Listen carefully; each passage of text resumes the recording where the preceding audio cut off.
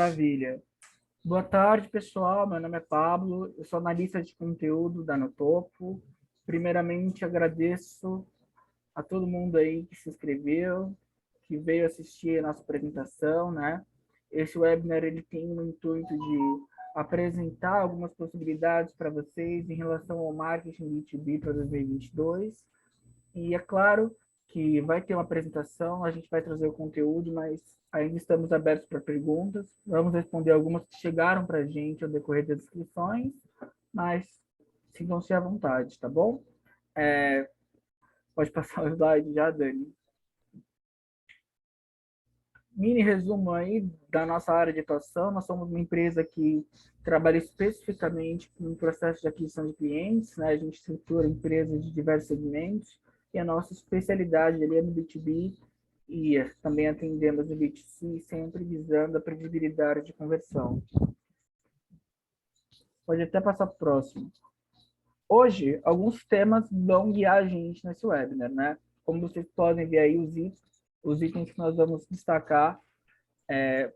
Primeiro de tudo, a diferença entre estratégia de marketing e estratégia de empresa. Vai ser abordado também a questão do inbound e do outbound marketing, qual você pode usar, como integrá-los. Também vai entrar ali o tema do ABM ou ICP, né, trazendo ali possibilidades para vocês terem a compreensão de qual é o melhor para a sua situação, né?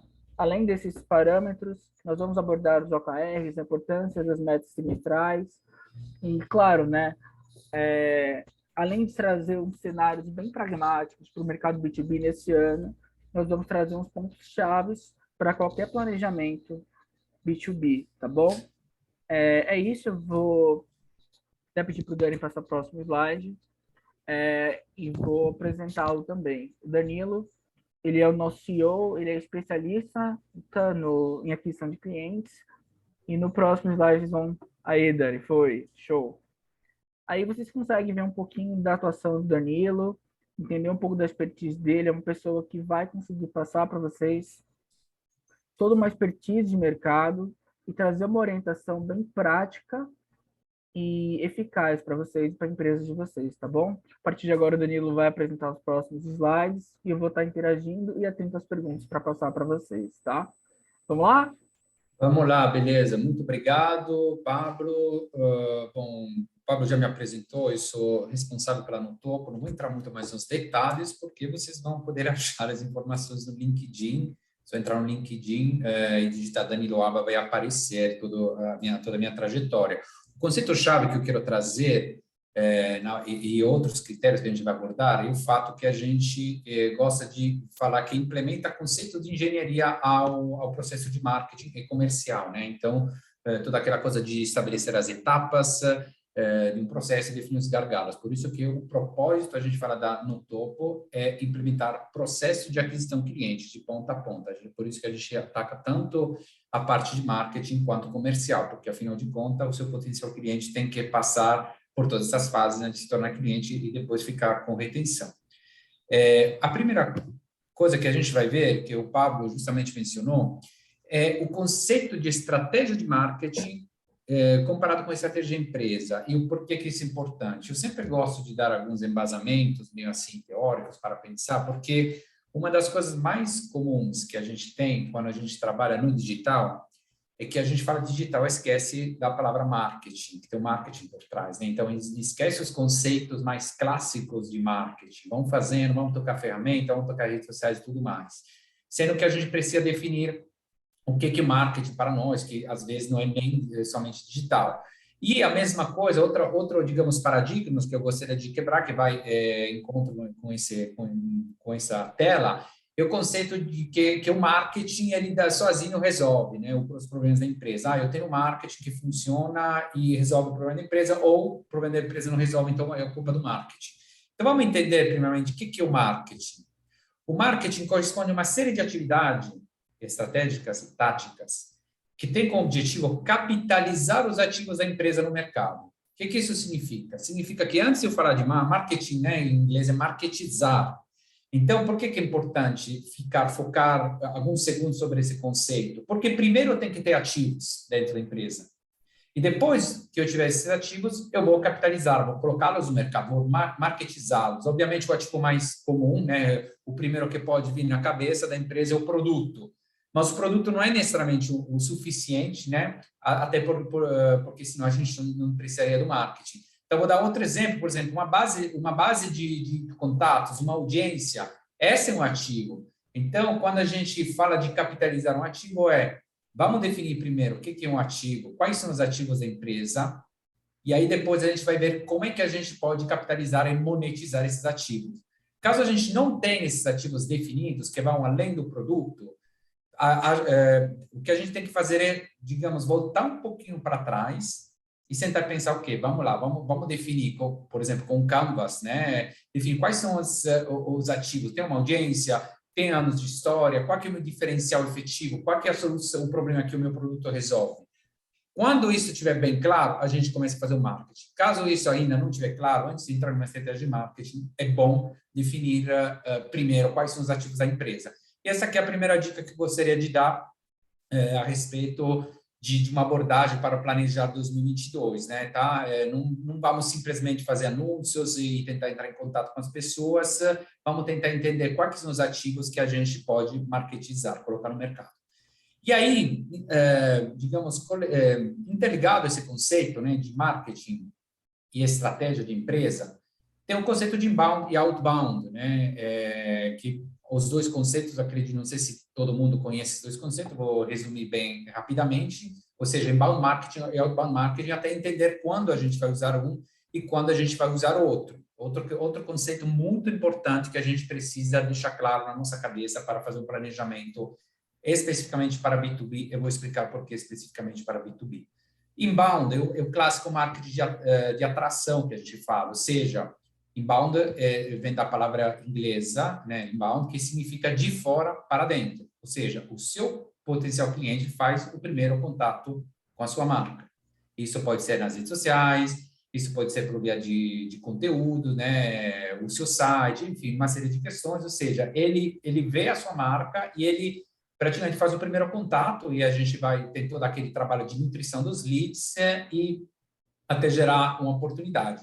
Já o outbound, que em inglês é de dentro para fora, é o marketing que classicamente é interruptivo. Interruptivo por quê? Porque você está interrompendo a experiência do usuário. Por exemplo, o outdoor, né, no marketing clássico, ou o clássico anúncio no Facebook, ou anúncio na TV. Aquele é um trabalho de outbound. No B2B, ou seja, você está interrompendo o que a outra pessoa está fazendo. Mas por que você precisa fazer isso? Esse ponto é muito chave, porque a gente vai revisar esse ponto daqui a pouco nos critérios para 2022.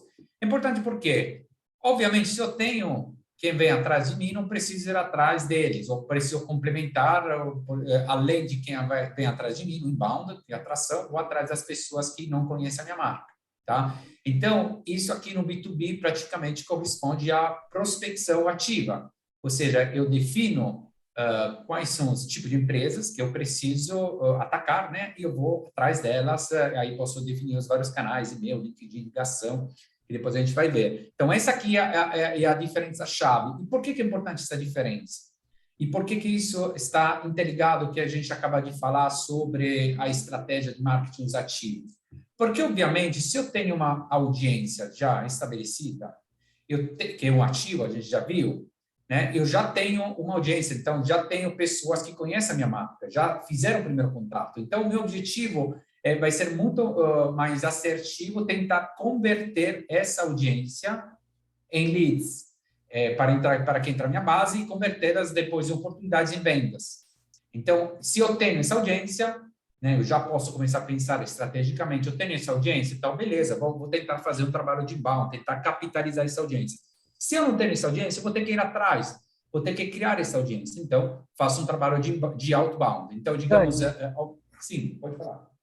Então, falando de um jeito bem prático, até bem simples, se a empresa ela tem ali um alcance grande, tem cliente acompanhando ela nas redes, tem um público cativo, inbound. Se não tem, ela vai ter que procurar esse público pelo outbound. É por aí? É por aí, sim. A audiência, obviamente, quando a gente fala de audiência, hoje em dia a gente pensa principalmente nas redes sociais, mas não é somente redes sociais, pode ser site, pode ser listas de sei lá, de pessoa, de clientes ou potenciais clientes que vêm de uma feira, mas é uma audiência, alguém que já conhece a sua marca. Então, aí sim faz sentido fazer um trabalho de capitalização desse ativo de inbound, ou seja, engajamento com a sua audiência para gerar oportunidade. Se você não tem isso, vai atrás, tem que fazer prospecção. E aí, o funil de marketing e o funil de vendas dentro do inbound e outbound, por quê? Porque o nosso funil de marketing é aquele que trabalha a aquisição de cliente, o processo de aquisição de cliente ponto a ponto. Ou seja, aqui tem a pessoa que nem te conhece, nunca ouviu falar, nunca fez contato com a sua marca, e aqui tem o cliente, né, que também pode dar, pode fazer retenção e dar indicação. E por que a gente mostra essa tela? Para mostrar como um processo holístico, digamos, global de aquisição de cliente tem que integrar tanto o funil de marketing quanto aqui o funil de vendas. E vamos ver de que forma. A gente viu que tem o inbound, o outbound e indicação, né? São, digamos, os três macro canais, digamos, de geração de oportunidades, né? Inbound a gente falou, de fora para dentro, outbound de dentro para fora, e indicação alguém indicou.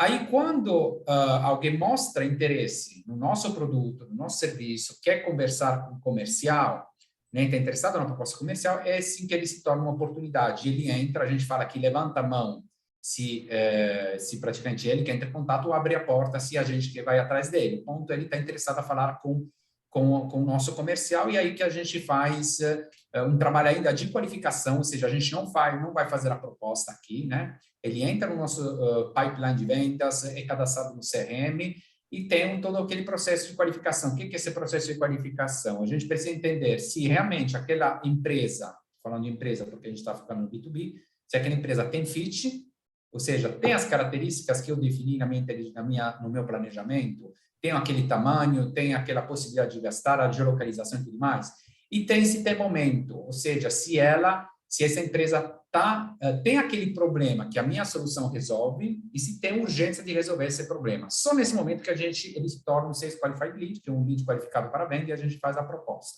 Então, é muito bom deixar isso claro, que quando a gente faz um trabalho, até porque muitas vezes quando a gente faz um trabalho de outbound, por exemplo, faz prospecção, e aí a pessoa está disposta a conversar, tem uma conversa, e muitas vezes, mas eu conversei com ele, mas não foi para frente. Tudo bem, mas como é que funciona esse processo, né? O processo comercial. Então, outra dica que eu dou para 2022 é essa aqui. Tenta definir como é que está o seu processo, não só de marketing, não só de venda, mas, digamos, processo de aquisição cliente. Você tem uma estruturação etapa por etapa de toda a jornada do seu cliente, tem uma definição clara entre quando começa o pipeline de vendas, o nosso CRM, tem uma definição clara das várias etapas e, obviamente, se tem uma definição clara do seu potencial cliente, né? Então, essa aqui é outra dica que eu sugiro, que eu me sinto de dar para começar um planejamento. E aí que vem... Pode falar. Só antes de você entrar na questão do ABM, do ICP, e também para tentar deixar um pouco mais claro o que você colocou, elucidando tudo, então, antes da pessoa cogitar, montar toda a estratégia dela e definir os seus passos, os seus caminhos, ela precisa ter muito claro ali quem é o cliente dela, quem é o ICP, né? Se isso daí não tiver correto, se tiver um problema nisso daí, as coisas não vão funcionar. É por aí? É por aí mesmo. Esse trabalho que a gente vai entrar mais no detalhe agora, de ICP, que significa Ideal Client Profile, ou seja, o perfil do cliente ideal, e a gente tem bastante conteúdo também nos nossos canais, né, que depois você pode compartilhar, mas esse trabalho é feito aqui, né, ou seja, no processo de planejamento, né, de marketing ou inteligência comercial, a gente fala, ou seja, a gente define o nosso potencial cliente, aquele que a gente vai atacar. Muitas vezes a gente acha que conhece o nosso potencial cliente, mas muitas vezes esse conhecimento não é completo. Por quê? Porque não é só saber eu quero ir atrás dessa empresa, não é só o ICP, aí eu preciso saber também, a gente fala que dor que a gente resolve, né? A gente possa implementar o conceito de afirmação do herói, hero statement em inglês, ou seja, o que significa isso? O meu produto, o meu serviço, ele precisa ser o herói, né, do meu cliente, ou seja, ele precisa resolver um problema concreto que o meu cliente tem.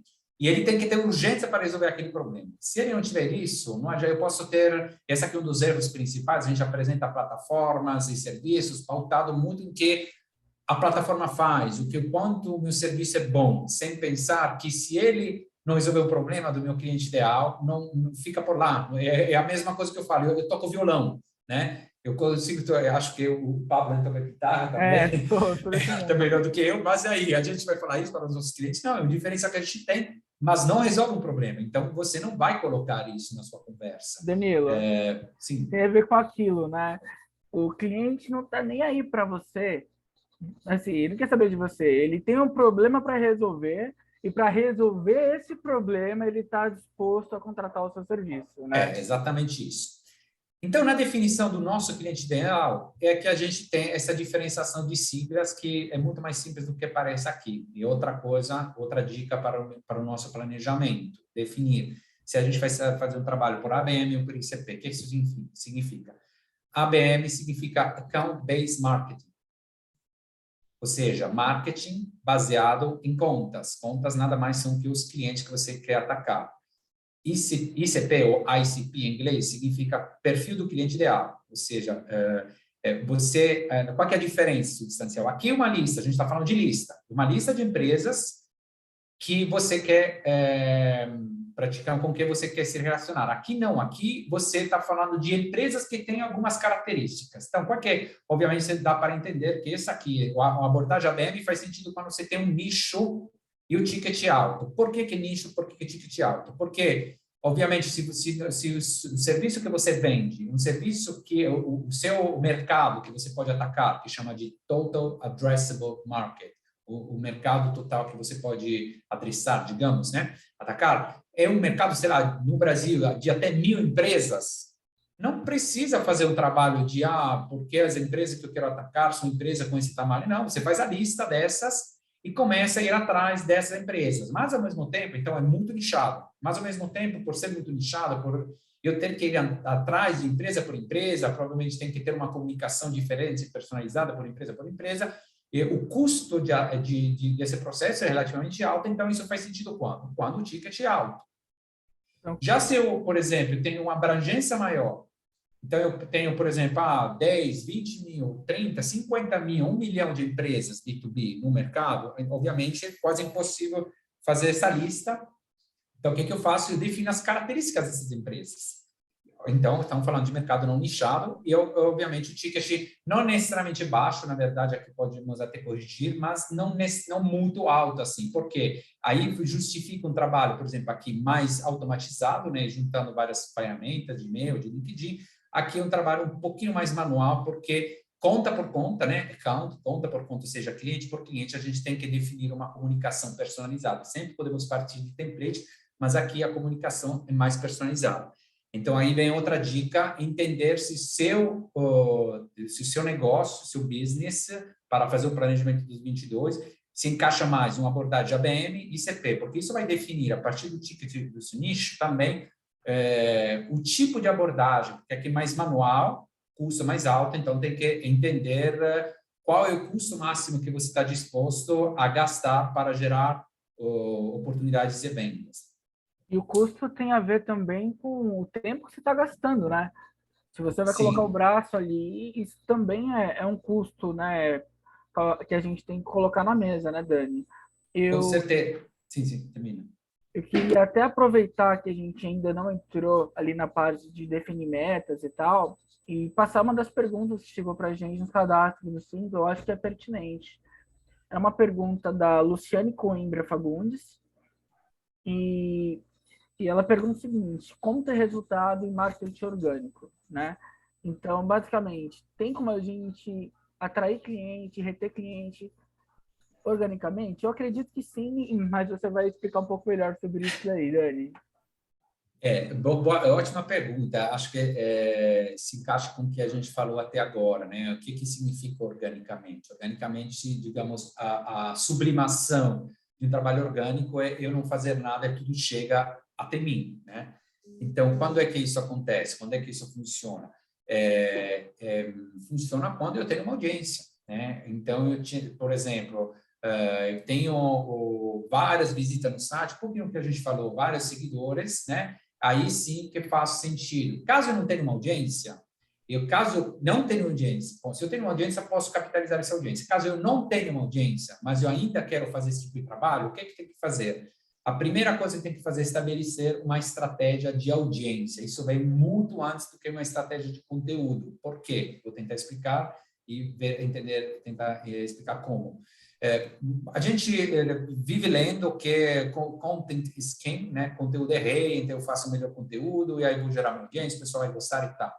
Então, isso vai até gerar os focos da audiência, se você está disposto a esperar anos para isso, até porque hoje em dia todo está saturado, acho que nem precisa mais de conteúdos, né? Hoje em dia, não sei quantos bilhões de conteúdos são publicados todos os dias, né? Mas uma hora vai chegar, se você está disposto a esperar anos, como justamente o Pablo falou, o principal recurso é o tempo.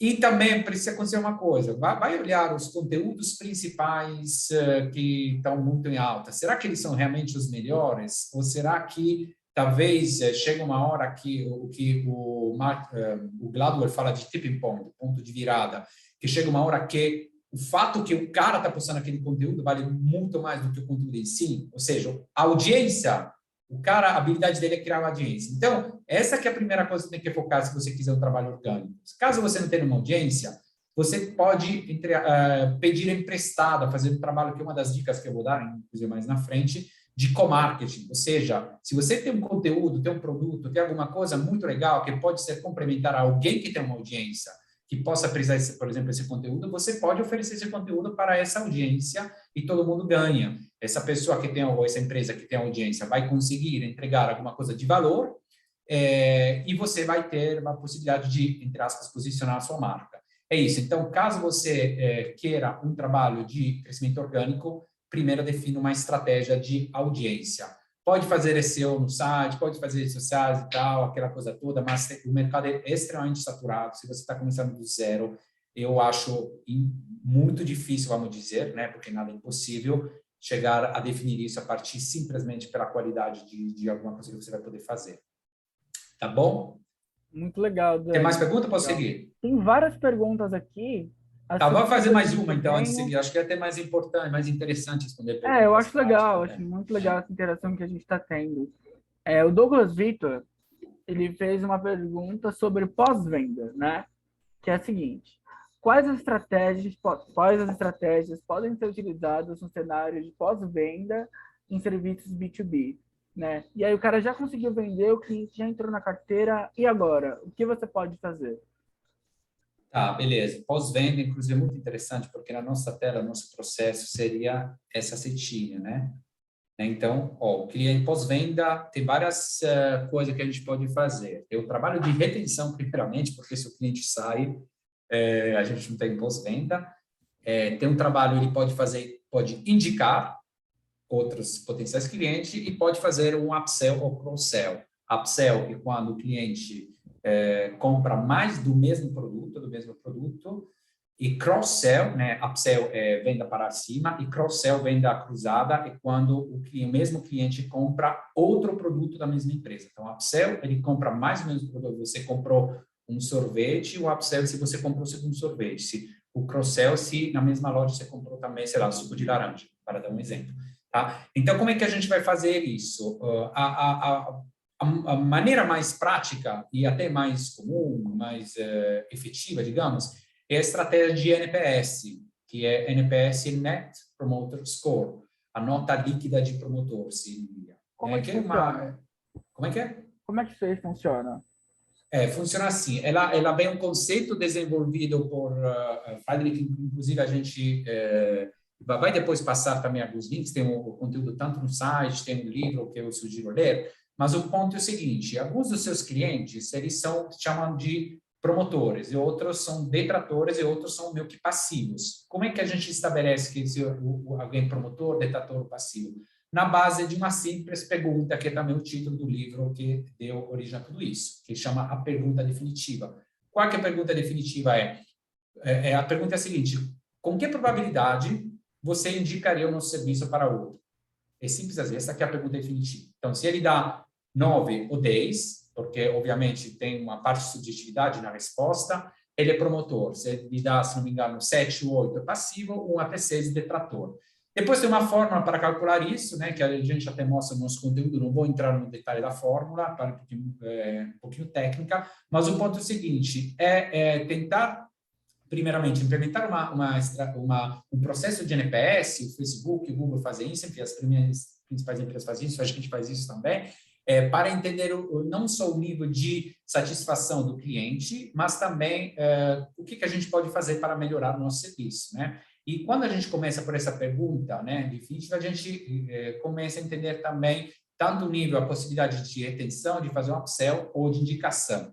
Esse aqui é o processo. Na prática, outra sugestão que eu poderia dar é o fato de, pelo menos nos primeiros meses de contrato, de ficar um pouquinho mais perto do cliente mesmo, né? Para entender, porque tem aquela transição entre o comercial e o operacional, e aí sempre tem aquela coisa, será que o comercial passou bem as expectativas para o operacional? Então, a sugestão é sempre que o comercial que vendeu faça um trabalho um pouquinho de pós-venda, de acompanhamento depois, nos primeiros períodos, digamos, depois da venda. Mais ou menos, acho que essas aqui seriam as indicações que eu daria. Esse acompanhamento acaba sendo útil, né? O cara fica próximo e tem chance de rolar o cross-sell ou upsell, né, Dani? Você acha que vale outra pergunta ou você quer entrar no ABM versus ICP mais profundamente agora? Não, essa aqui a gente entrou, eu gostaria, como a gente está falando, de falar um pouquinho de planejamento, né? Claro. E aí a gente entra nas outras perguntas. Show. Né? E aí a gente está falando, a gente definiu, né, os pontos-chave que precisa para definir uma estratégia, né? Se tem ativos, como é que eu vou capitalizar esses ativos? Dependendo da minha posição atual na internet, vale mais uma abordagem outbound, inbound, eu defini bem o meu cliente, é melhor fazer uma abordagem por lista, é melhor fazer uma abordagem por ICP, eu tenho todos os processos estruturados, e aí a gente vai começar a entrar um pouquinho mais dentro do planejamento, e aí entende o conceito de OKR. OKR significa Objective Key Result, eu tenho em algum lugar aqui, não tá? Acho que tá. Se não tiver, depois a gente coloca. Mas OKR significa objective, objetivo, key, chave, and results, ou seja, objetivo e resultado-chave. Qual que é o conceito? E aí tem outro conceito-chave que é as metas trimestrais, que eu vou explicar daqui a pouco. Tá? É um conceito também desenvolvido muito, digamos, implementado em grandes empresas, como o Google e tudo mais. Ele nasceu por John Doerr, né, da Intel. Aí a gente também tem um link tanto ao post quanto ao livro, que sempre sugiro ter uma bibliografia por trás, né, que os livros valem muito mais do que qualquer blog, acho que é um dos nossos valores também. Então, o ponto é o seguinte, o que é o objetivo? O objetivo é onde eu quero chegar, certo? E o resultado-chave, o que é? São as métricas de acompanhamento, simples assim. Então, eu quero chegar, se eu quero fazer, sei lá, 20 vendas, né, eu não vou começar do 0 para 20. Eu vou definir quais são as métricas que vão me acompanhar no processo até chegar a 20 vendas. Tem, sei lá, tantas oportunidades, taxa de oportunidade, quantas pessoas estão trabalhando, qual é o desempenho de cada um dos meus comerciais, o meu marketing está funcionando. Então, são uma série de métricas para não simplesmente chegar até o final e dizer cheguei, não cheguei. Então, quando a gente tem as métricas, ou seja, os key results, resultado-chave, esse acompanhamento que a gente sugere fazer semanal dessas métricas, nos diz o qual longe a gente fica no objetivo final. E aí tem essa palavra mágica, trimestral. Por que trimestral? Porque a gente não acredita, apesar de a gente estar falando de 2022, a gente sugere dividir o ano em trimestres, né? E geralmente trimestralmente você tem que fazer um planejamento, porque a gente nem sabe daqui a 3 meses se ainda tem pandemia, se vai ter outra variante, vai ter isso, aquilo. A propósito, sugiro também outra leitura muito interessante, que é a lógica do cisne negro, né, que mostra como praticamente não faz sentido realmente fazer planejamento a longo prazo, porque os eventos que você não pode prever, que vão acontecer daqui a um tempo, vão impactar. E até, abrindo um parêntese, mostra como, se você pensar na sua vida de agora para trás, no passado, você vai pensar que o que realmente definiu o andamento da sua vida são eventos inesperados. Poucas pessoas param para pensar, mas eu sugiro também pensar a respeito. Então, para tentar evitar um pouquinho, tentar controlar melhor, digamos, todas as variáveis, o que a gente fala? A gente faz planejamentos trimestrais. Então, a gente define um objetivo trimestral. Então, a gente, por exemplo, até o final de março, E aí, semanalmente, a gente vai acompanhar com as métricas, com os key results. Então, essa aqui é outra dica que me sinto de dar. Divida seu planejamento em trimestres e aí define o seu objetivo, ou seus objetivos. Obviamente, você pode ter objetivo a nível de empresa, objetivo a nível de pessoa e tudo mais, a nível de departamento, e definir os resultados-chave, que são as métricas de acompanhamento. Uma vez que define, que chegar no final, a métrica é importante, o objetivo tem que ser otimista, mas viável, né? Aquele conceito de SMART, né? Por que tem que ser otimista? Porque tem que ser sempre um pouquinho além do que a gente poderia fazer, mas não muito, senão vai ficar idealista, utópico. E aí, quando a gente chega, a gente Dani, tem... Sim. só 2 parênteses, né? Desculpa te interromper. O primeiro deles, você falou de um livro muito legal, muito interessante, vale a leitura.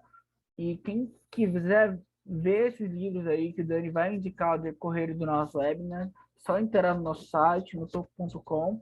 Tem uma aba ali onde você vai encontrar várias indicações de livros, várias resenhas, onde você pode ter link fácil de acesso para comprar, você pode entender ali qual vai ser melhor ou não para o seu negócio. Então, primeiro esse parênteses.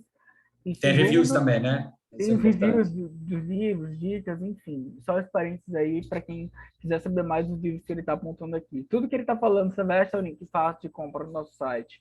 E uma outra coisa importante relacionada aos OKRs, que eu acho que é super vale estar trazendo aqui, é o seguinte, você tem a sua meta ali trimestral, só que a gente sempre lida com o dia a dia, o que pode acontecer diferente. Então, é importante você ter ali uma atenção para que, se for necessário, você atualizar e até alterar os seus objetivos ao decorrer do seu percurso. Nada impede, né, Dani? Não, com certeza. Esse aqui é um ponto, inclusive, muito importante. Não é só importante, assim, o objetivo não é estático, o objetivo é dinâmico, né? Inclusive, quando você faz isso pela primeira vez, não deixa de ser teórico, porque se a gente não tem dados históricos, tem que colocar o objetivo na base do que a gente acha. Então, essa revisão é importante, semanal, é importante também para ver quais objetivos são se a gente tem que manter o mesmo objetivo ou não, ou mudar. Então, sim, o objetivo mesmo pode ser revisto, revisitado. Tem algumas perguntas por Tem aí? uma que veio agora no comentário, Dani. É. O Anderson Barros, ele perguntou o seguinte: é possível realizar um marketing B2B escalável, assim como a gente pode fazer no B2C? Sim, a escalabilidade, obviamente, ela depende, primeiramente, para ter escalabilidade, você tem que ter mercado, né? Então, aquela divisão, diferenciação que a gente fez aqui entre a BM e CP. Se eu tenho isso, a BM, se o meu mercado é muito nichado, não faz muito sentido. Se o meu mercado é muito aberto, faz sentido. A escalabilidade sempre, sempre e sempre vai depender da audiência, tá? Então, o que isso significa? Então, se você estatura a sua audiência, vai procurar outra audiência para complementar a sua. Então, é viável sim, mas esse aqui é o clássico trabalho de inbound. Dentro do trabalho de inbound, entra toda aquela coisa do SEO, da curva de crescimento das visitas no site, dos leads e tudo mais. Então, a resposta é viável, considerando 2 fatores-chave. Primeiro, o mercado, o segmento tem que ser abrangente, né? Então, não pode ser, sei lá, máximo 1.000 empresas. Tem que ter, provavelmente, isso significa também ticket relativamente baixo, né? Provavelmente no SaaS que você está vendendo para empresas, alguma coisa que é escalável desse ponto de vista, né? Do ponto de vista de custos, né? Custos fixos. Então, do ponto de vista do modelo de negócio, o custo fixo é mais escalável, né? E aí, outra coisa, então, abrangência e audiência. Como é que eu faço, antes de pensar, se eu quero escalar, antes de pensar em como escalar as vendas, tem que pensar como escalar a audiência. Eu vou dar um exemplo aqui muito importante, pegando emprestado o conceito de Blitzscaling, outro livro muito interessante, a gente também tem no review, é bom fazer. E aqui é praticamente o conceito usado das grandes startups que conseguem captar recursos. O que é o Blitzscaling? Blitzscaling significa que você queima mesmo dinheiro para pegar mercado, ou seja, para pegar audiência. Para pegar essa audiência, esse mercado, você faz isso em detrimento do seu lucro. Então, veja aí o Amazon que agora monopoliza o mercado. Por quê? Porque fez vários anos em lucro negativo, prejuízo, com vários capitais, chegou a queimar o mercado, se tornando a única, ou quase, no mercado, e agora faz o meio que ela quiser, né? Então, essa que é o trabalho. Não fez um trabalho voltado à geração de lucro. Então, o crescimento é muito importante isso. Até é muito importante esse ponto quando a gente define os objetivos, né?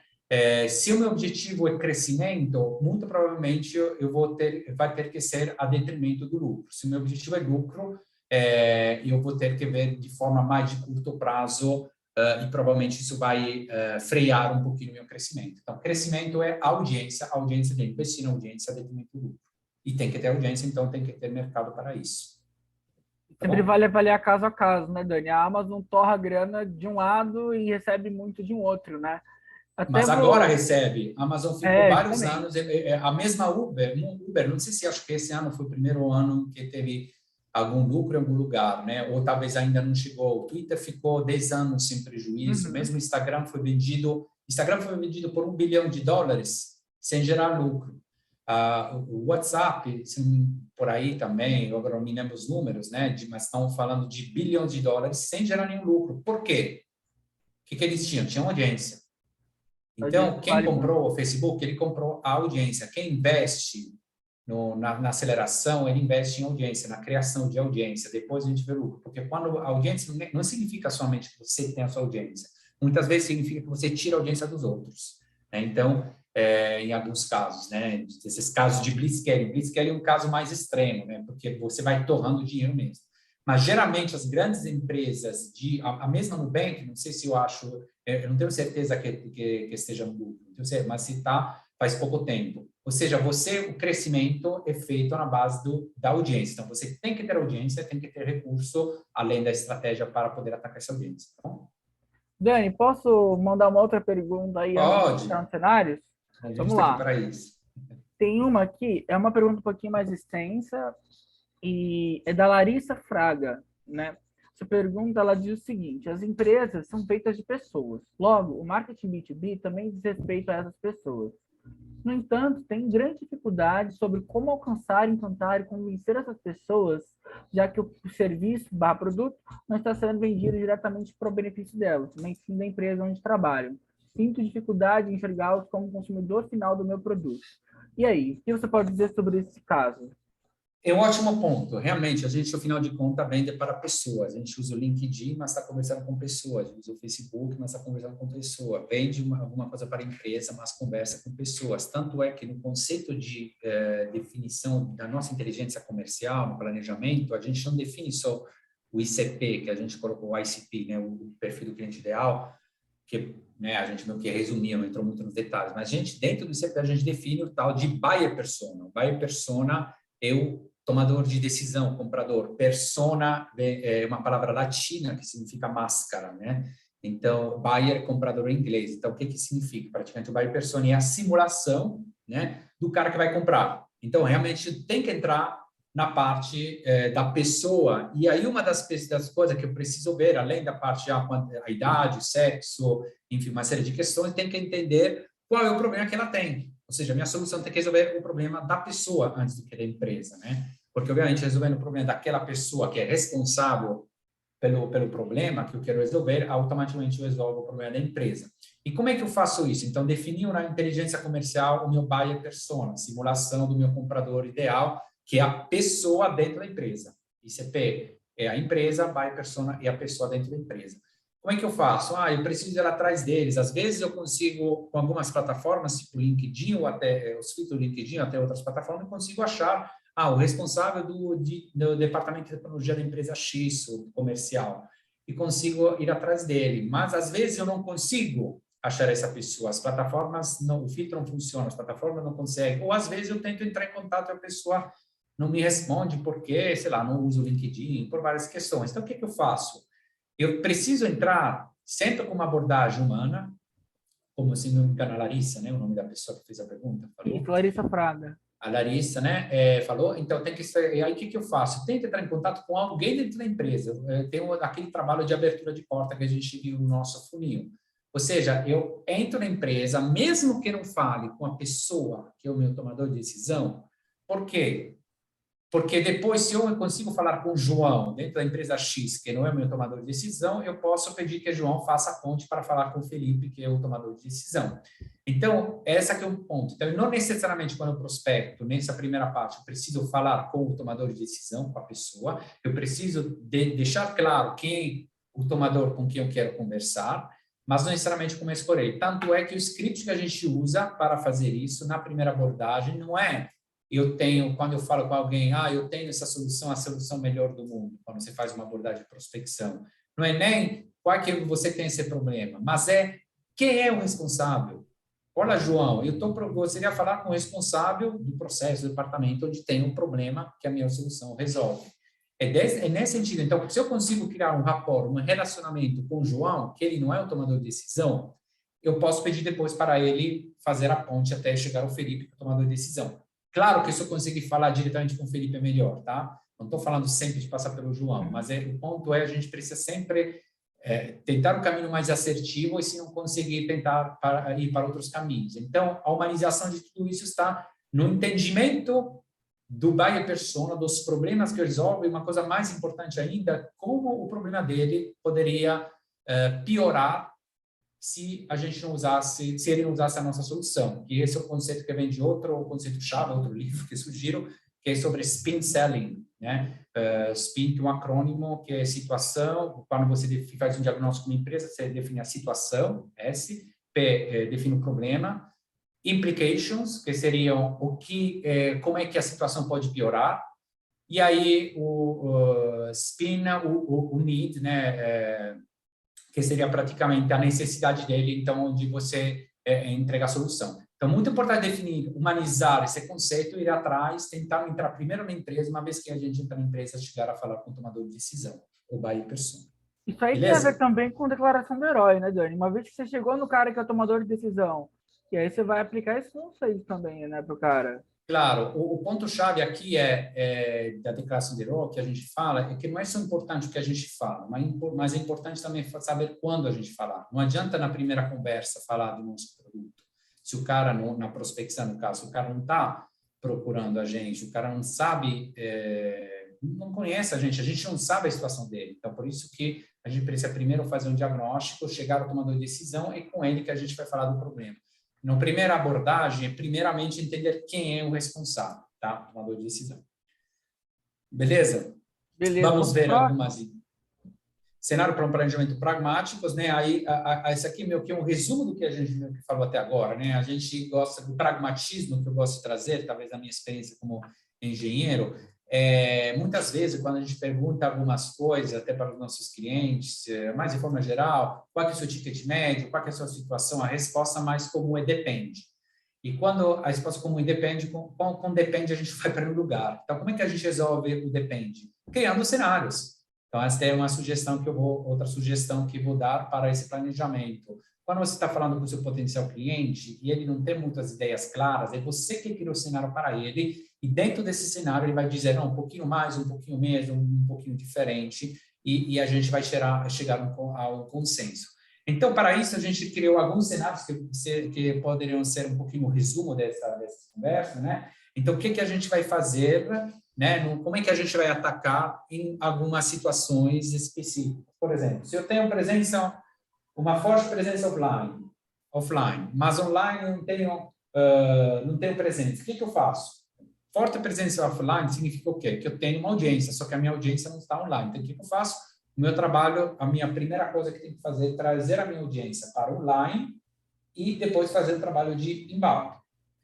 Tá? Primeiro caso. Segundo cenário, eu tenho uma presença online com uma audiência engajada. Então, obviamente, quando eu falo de audiência, de uma base, seguidores e tal, não é só quantos likes que eu tenho, né? É uma audiência engajada. O que eu faço? De novo, eu vou tentar capitalizar essa audiência, comprar no trimestral, fazer uma abordagem inbound, ou seja, criar conteúdo, engajar com eles, fazer um webinar, enfim, conteúdo para inbound. Outro caso, a minha marca não é desconhecida, o mercado não é nichado, o ticket médio alto, o que eu faço? Pelo que a gente falou, vou fazer um trabalho de prospecção ativa, né? Lembra? Se eu tenho uma audiência, capitaliza a minha audiência, se não tenho uma audiência, eu vou atrás. E ticket médio alto, porque a gente viu que o trabalho de prospecção é meio que tem custos associados fixos, né? Porque tem que criar listas, tem que procurar as empresas e ir atrás. Marca não conhecida, esse aqui já quando o mercado não nichado. Aí outra coisa, marca não conhecida, mercado nichado, ou seja, eu tenho uma startup de desenvolvimento de gestão de software para empresas que faturam no mínimo $50 milhões sei lá, por ano. Né? O mercado acaba sendo, não só no Brasil, acaba sendo bem nichado, né? Ninguém me conhece porque acabou de começar. Ticket médio, obviamente, tem que ser alto, e aí a gente faz um trabalho de account-based marketing, ou seja, defino a lista de empresas e vou começar a atacar por outbound. Aqui a diferença é que o mercado não é nichado, então eu defino o meu cliente, potencial cliente, por ICP, por características, aqui é por lista. E aí, o último caso, marca não conhecida, mercado não nichado e ticket médio baixo ainda. Tá? O que é que eu faço? É um outro tipo de outbound, porque interruptivo, mas não é aquela prospecção clássica, porque o custo desse trabalho não justifica o ticket médio baixo. Então, o que é que eu faço? Precisa, aí sim que entra a questão dos links patrocinados, Facebook, Instagram e Google Ads. Obviamente, tem sempre o caso a caso, tem um pouquinho de um pouquinho de outro, eu posso ter um produto que se encaixa mais aqui, um produto que se encaixa mais aqui, mas aí a gente vai naquele depende. Por isso que é muito importante fazer um diagnóstico, né, específico de cada empresa, no caso a caso, mas a ideia aqui é já dar alguns cenários para ver onde é que se encaixa essa empresa, em qual desses cenários, para poder entender a forma melhor de poder se planejar. Tá bom? Dani, eu vou aproveitar sim. o final desses parâmetros que você trouxe para trazer uma perguntinha da Enza Zanol Tossato, que ela coloca o seguinte: quais são os principais pontos para você ter atenção no planejamento de uma empresa iniciante em marketing B2B? O que essa empresa que está começando no B2B tem que se ater quando ela está fazendo o planejamento dela? Entra nessa aqui, ó, marca que está começando, então marca não conhecida, tá? Então a gente já sabe, é um desses três, marca não conhecida, estou começando agora. A não ser que seja, então, acho que tem até mais um caso, mas vamos ver. Primeiro, é uma marca não conhecida, então preciso entender, o mercado é nichado, o ticket médio é alto ou baixo? De novo, ticket médio baixo, então, na volta, sei lá, o ticket médio, o lifetime value, o valor que o cliente paga na vida dele, da empresa, é por volta de R$2, R$3 mil, tem que ficar aqui no link patrocinado, não tem muito como sair disso. Mas quando o cara fecha, faz um contrato de 3 anos, pagando, sei lá, 5, 10 mil por mês, aí já a gente vai para um mercado não nichado, ticket médio, digamos, aí faz sentido um outbound.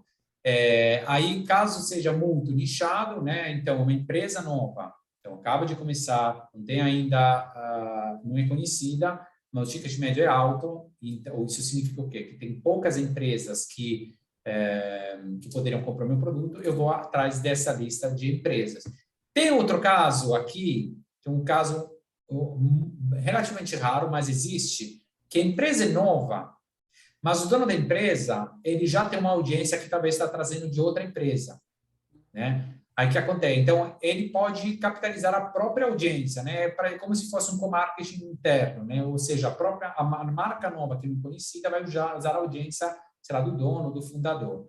Aí sim, dependendo da quantidade da audiência, vai poder fazer um trabalho de inbound. Mas caso você é uma marca nova e ninguém tem uma audiência, nem a marca, nem ninguém tem uma audiência, tem que fazer um trabalho de outbound, aí dependendo do ticket médio, do tamanho do mercado, ABM, por lista empresa, por característica ou por links patrocinados. E aí vamos resumir no final para os pontos-chave, né, para o planejamento. A gente deu algumas dicas, né, sobre como estruturar o nosso, quais informações considerar, a diferença, o fato, a necessidade de ter um ativo para poder marketizar, bem claro, o cliente, o tipo de cliente bem claro, definido, ICP, o buyer persona, o tamanho do mercado, entender se a gente tem um processo estruturado de ponta a ponta, tanto no marketing quanto no comercial, enfim, a gente vê tudo, a necessidade importante de um planejamento que seja trimestral, por OKR, e aí a gente vai ver, definir, então, a partir de tudo isso, qual que é o meu objetivo, realmente? Digamos que o objetivo, obviamente, muda de empresa por empresa, mas a gente pode definir duas macro áreas de objetivo, que são geração de oportunidade e awareness. O que isso significa? Eu posso ser uma empresa, geralmente, que estou começando agora, eu preciso de oportunidade até para fechar e deixar a roda girando, assim. Ou não, eu posso ser uma empresa que já está tendo vendas, né, igual a pergunta, eu quero escalar, Então, o que eu preciso? Preciso de awareness. Só que awareness, ou seja, que a minha marca seja mais conhecida. Só que quando o meu objetivo é awareness, tem que saber que sempre vai ser a detrimento do meu faturamento até do lucro. Então, 99% das empresas de tamanho pequeno, médio, tem essa aqui, tem geração de oportunidade como objetivo, mas é bom deixar isso claro. Decidir entre inbound e outbound, definir o seu planejamento estratégico trimestral, como a gente falou, e aí a gente tem 3 pontos-chave que eu acredito que sejam interessantes especificamente para 2022, para a situação que a gente está considerando. Primeiramente, considerar a transformação digital na sua empresa, nas operações, obviamente, não só na questão do marketing, mas também nas operações de forma geral, né? Toda aquela questão de home office, híbrido, é melhor presencial, e a sugestão que eu tenho aqui é não convencer ninguém do que é melhor do que às vezes tem alguém que acha que o home office é melhor, outros que acham que o híbrido é melhor, outros que o presencial é melhor. Não convence ninguém, só aceita, assume as coisas. Muitas vezes a gente estuda muito de como fazer as pessoas acreditarem que o que você fala está certo. Não, acho que o contrário, a gente precisa entender, e se o nosso modelo se encaixa em esse tipo de operações, as pessoas ideais são as pessoas que gostam já desse tipo de operação. Já Então, a escolhe as transformação pessoas certas, né, Dani? exatamente. Então, a transformação digital passa por isso, né? E aí se conecta um pouquinho a outro ponto da automação quanto à transformação digital. 2 palavras estão muito na moda, e a gente quer automatizar tudo, quer transformar tudo, e aí a gente entra naquela coisa, já acaba contratando ferramentas com um monte de funcionalidade que a gente não usa. Então, cuidado com a automação. A gente vai incomodar a automação se a automação resolve um gargalo, né? Eu quero fazer as coisas, chego manualmente, não consigo fazer o gargalo. Inclusive, mesmo na prospecção, com um monte de ferramentas disponíveis de automação, muitas vezes o que é mais efetivo e está até mais eficiente é um trabalho manual, né? Feito sabendo usar bem as plataformas, o LinkedIn de forma manual, a gente provou já isso. Então, o que é automação, mas não incomode a automação, incomode a transformação digital. E eu sou um fã de automação, sabe? Não sou um ponto, eu sou formado em automação industrial. Só que quando a gente cria uma bolha de trend, de tendência, de moda, acaba colocando onde não precisa, né? Então, vamos incomodar a automação só quando é preciso. E aí, outra coisa do co-marketing, que é um ponto muito chave, eu acredito, para 2022, por quê? Porque hoje em dia, ainda mais com essa coisa de home office, todo mundo trabalha em casa, todo mundo pode fazer conteúdo, todo mundo pode desenvolver software, todo mundo pode fazer tudo, e todo mundo vende tudo para todo mundo, afinal de contas. Tem uma saturação um pouquinho geral a vários níveis, então eu acho que um ponto-chave é criar parcerias, né? Eu estou, voltando à pergunta que você fez, eu estou lançando agora, como é que eu faço? Pô, se eu não tenho uma audiência, quero focar na audiência, tenta procurar um parceiro para usar a audiência, talvez um pouquinho da sua, um pouquinho na dele, né? Se você já tem uma audiência, pode acrescentar com a audiência do seu parceiro. Aí, uma vez você faz conteúdo para a sua audiência e para a dele, e outra vez vice-versa. Ou, por exemplo, se o produto faz mais sentido se encaixa com o produto também de outro parceiro. Enfim, as atividades de co-marketing, em uma situação de grande saturação que a gente vive, que é determinada pela facilidade de fazer tudo hoje em dia, digamos, e acho que é do ponto-chave que precisam ser considerados no planejamento para 2022. 29 ainda não está. E aí eu acho que é isso. Tem mais perguntas? Tem sim, Dani.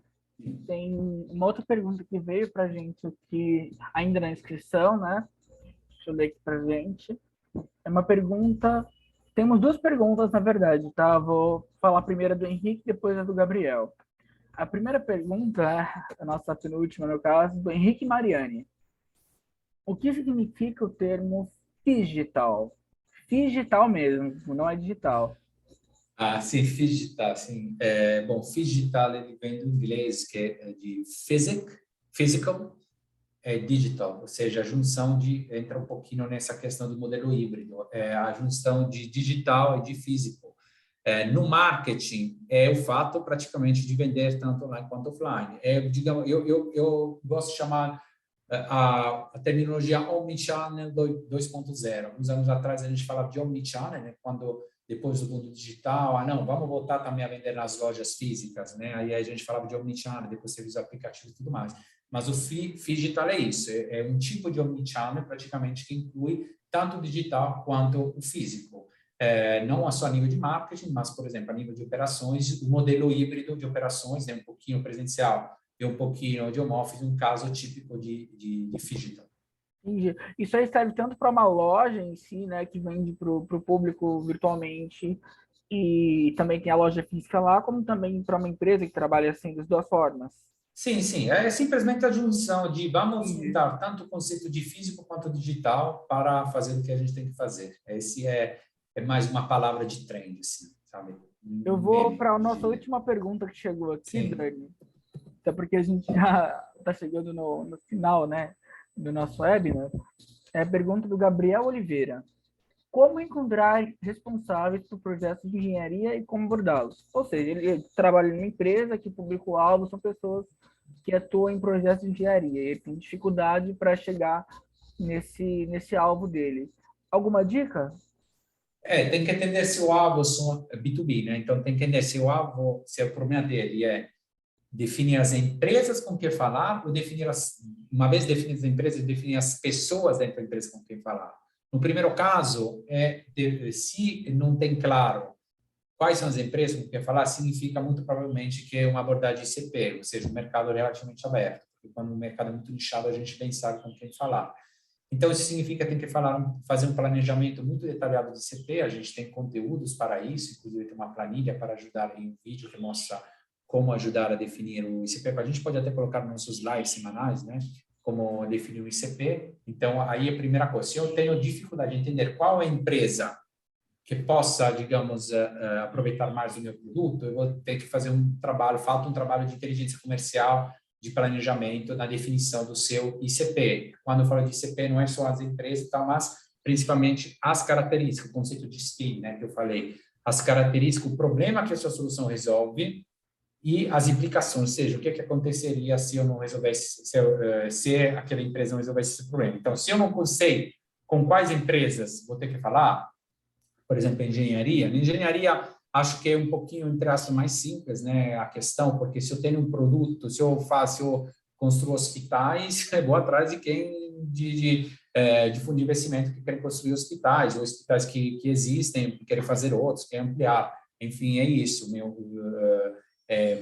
Vou definir quem é meu público, esse aqui no planejamento. Agora, caso o meu problema não seja com quais empresas, mas com quem dentro da empresa falar, aí é uma definição, como falei, de buyer persona. Então, se eu não sei se é o diretor de tecnologia, sei lá, diretor de engenharia, às vezes o dono, o que eu faço? Posso abordar, como eu falei, perguntando para as pessoas dentro da empresa quem é o responsável pelo processo, pelo problema que a minha solução resolve. Quem é responsável pela expansão?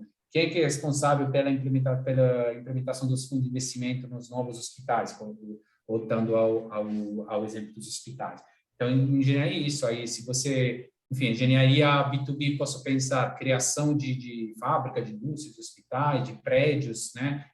Ou pode ser também uma questão de consultoria, ou otimização de processos para a engenharia industrial. Então, uma vez que, a partir disso, realmente, eu acredito que sentando e trocando ideias sobre qual é o problema da empresa que a minha solução resolve, a gente consegue definir, sim, esse tipo de empresa e começar a atacar os buyers persona. Show de bola, perfeito, Danilo. Eu acho que passa por último slide, por favor. Chegamos no final do nosso webinar, né? Muito legal, muita interação, muita gente mandando pergunta. Só lembrar para todo mundo que participou, que ficou até o final, que semanalmente, agora, às sextas-feiras, sempre às 11, no nosso LinkedIn vai ter live semanal, sempre trazendo ali algum tema relevante, alguma pergunta relevante para estar respondendo para vocês, né? E, assim, momentos curtos, mas sempre à disposição para ajudar outras empresas, outras pessoas que visam crescer aí de forma geral, né?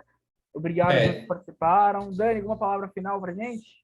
sim, eu quero agradecer também, espero que a gente conseguiu dar esse diferencial de ter um papo um pouquinho mais interativo, né, não unilateral, né, e esse aqui um pouquinho preâmbulo do que a gente vai querer fazer semanalmente. A gente vai trazer alguns assuntos toda semana, nas nossas lives no LinkedIn, e obviamente fiquem, por favor, à vontade de ou pode postar nos comentários, né, na mesma página do LinkedIn, as perguntas que vocês gostariam que fossem, ou os temas que fossem abordados. A gente vai falar de vários temas, pontos específicos, dar reviews de livros, porque um dos nossos valores, inclusive, da Notopo como eu falei, a importância sobre a importância dos livros, e realmente dou essa dica final. Se você tem que passar um tempo para ler, ou passar um tempo para aprender, antes de fazer um curso, antes de ler um post, né, que seja no topo, leia um livro, porque você vai aprender muito mais. Você vai ler vários livros, vários pontos de vista. Algumas coisas, quando você lê um livro de marketing comercial, 90% das coisas parecem que você já sabe, mas vai te ajudar a saber onde colocar uma ênfase, vai ouvir pontos de vista diferentes, vai desenvolver um espírito crítico, desenvolver a sua opinião. Então, essa aqui que eu me sinto de deixar como última dica, né? Então, estuda muito para 2022, mais dos livros do que do resto, e nos vemos nas sextas-feiras nos LinkedIn. Deixe seus comentários e suas indicações de pauta na nossa página. Até a Isso próxima. aí, conhecimento bom é conhecimento que pode ser compartilhado, e tudo que você aprende fica no seu repertório mesmo. Lembrando, nosso Instagram é no Topo Marketing, no Topo Marketing também no Facebook, estamos no LinkedIn, estamos em todos os lugares, né? Teve bastante gente que veio acompanhar o evento através do LinkedIn. Nós estamos muito ativos por lá, sempre comentem, estamos à disposição. Muito obrigado. E é isso. Tchau, né, Dani? Até a próxima. Tchau. Tchau.